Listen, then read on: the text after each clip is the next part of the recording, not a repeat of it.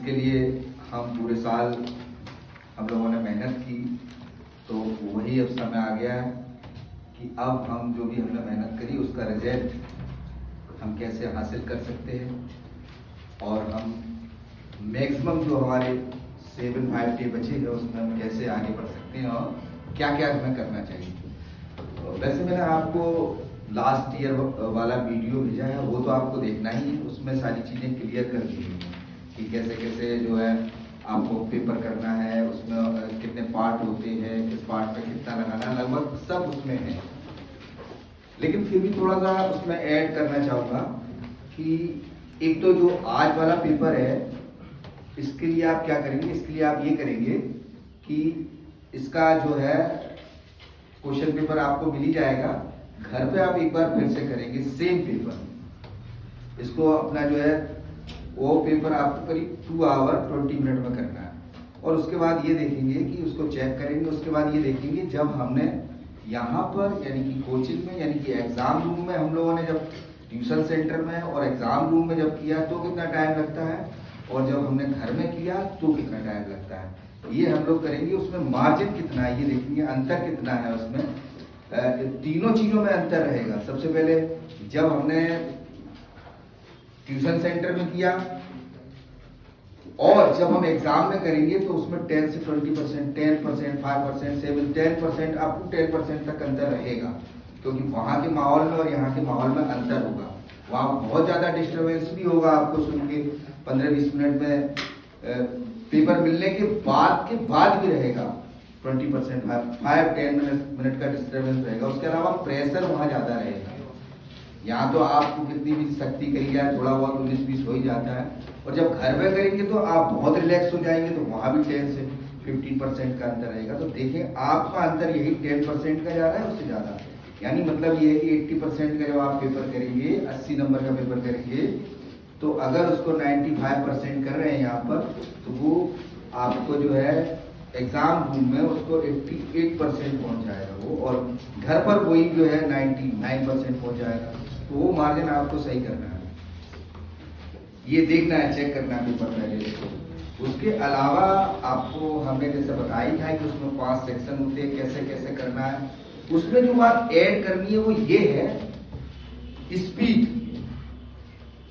Speed जो है उस सबसे जो है खास बात है, उसमें स्पीड आपको मेंटेन करनी ही करनी है। जिस बच्चे की स्पीड अच्छी होगी वो पेपर मैक्सिमम अटेम्प्ट करेगा। मतलब उस पर राइटिंग का कोई इश्यू नहीं है, पहले ही बताया हमने, राइटिंग का कोई इश्यू नहीं है, लेकिन इतना ऐसी तो होनी चाहिए कि हम लोगों को देख ये समझ में आए कि हम लोग जो है क्या लिख रहे हैं, मतलब जो चेक करे उसको इतना समझ में आए कि, लेकिन बहुत ज्यादा आपको राइटिंग इश्यू नहीं है, बहुत ज्यादा राइटिंग रचा के नहीं करनी है, उसको टाइम बचाना है, क्योंकि जो क्वेश्चंस आपको आएंगे ही वो आप अटेम्प्ट कर सकें, उसके लिए आपके पास 30 मिनट का टाइम एक्स्ट्रा होना चाहिए। इसके अलावा अभी जो है 14, 15, 16 में एक क्लास रहेगी, डाउट क्लास रखेंगे या एक पेपर और रखेंगे, वो हम आपको बता देंगे, ठीक है।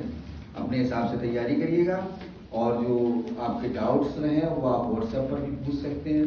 उसके अलावा अब ये जो होती है ना सेल्फ स्टडी, जो मेन होती है, सेल्फ स्टडी आपको वो एम दिला सकती है कि उसको कोई भी गाइड करने वाला, कोई भी टीचर जो नहीं कर सकता। आपको सेल्फ स्टडी और आप अपने आत्मबल से कैसे आगे बढ़ेंगे ये अब आपको सीखना है। ये बचे हुए आपके पास जो 7-8 डेज है, 1 वीक है, तो उसमें आपको खुद सीखना है। यानी कि देखिए खुद के मरने से ही स्वर्ग मिलता है, याद रखिएगा।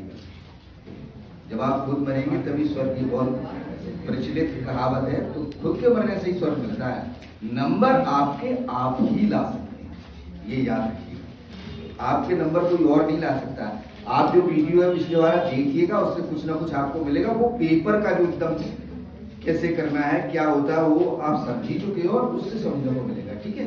और कोई भी डाउट हो अभी बचे हुए दिनों में जो है आप आराम से पूछ सकते हैं, आप व्हाट्सएप पर डालिए। लेकिन अपने मरने से स्वर्ग मिलता है। मतलब कहने का मतलब आप अपनी जो प्रॉब्लम है आप खुद ही सॉल्व करें, मतलब खुद से ही आप अपनी तरह करें, मतलब बिल्कुल किसी पर डिपेंड ना रहे बच्चे मेरे बीच में। एक जो इसमें और ऐड करूंगा वो एक खास बात ये है कि एक आपको जो है बिल्कुल फॉर्मूले जो है आपको एकदम से आप जो है एक बार रट लेने चाहिए। ऐसा नहीं होना चाहिए कि 4/3 पाई आर स्क्वायर कर दिया था, है ना, तो वो बिल्कुल एकदम वहां पर गलती होगी तो फिर वो तो नंबर जाएंगे। तो फॉर्मूले और डेरिवेशन भी आपको एक बार देख लेने चाहिए। डेरिवेशन में बेसिक होते हैं, डेरिवेशन डायरेक्ट नहीं आते लेकिन उसका बेसिक का कुछ ना कुछ पार्ट आता है। ठीक है, बेस्ट ऑफ लक आपको जो है, और एग्जाम आपका अच्छा जाएगा। आप बहुत अच्छे से पढ़े हैं और जो है ठीक है, मुझे लगता है कि आप 10-20% जो भी है आप उससे बेहतर ही करेंगे। ठीक है, ठीक है सुधा जी।